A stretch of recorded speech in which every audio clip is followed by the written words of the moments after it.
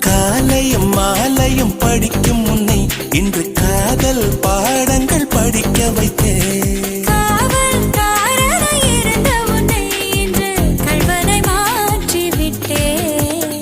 அடடா அடடா